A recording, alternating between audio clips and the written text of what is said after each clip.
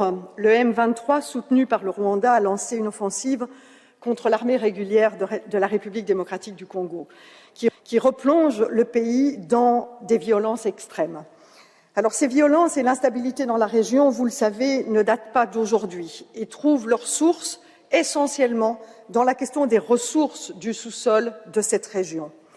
Ressources qui sont pillées par les voisins au profit d'entreprises et de groupes internationaux qui alimentent la corruption, qui financent des groupes armés pour se garantir l'accès au moindre coût.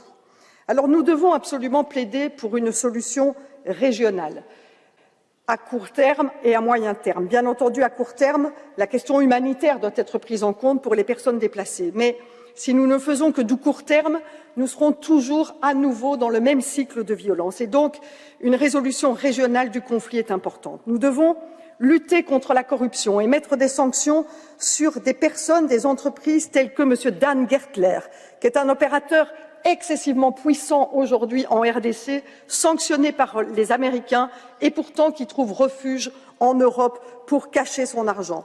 Nous devons évaluer la loi sur les minerais des conflits qui aujourd'hui n'est pas d'application sur le territoire et nous devons mettre en place des tribunaux mixtes qui sont des tribunaux qui luttent contre l'impunité en République démocratique du Congo. Merci.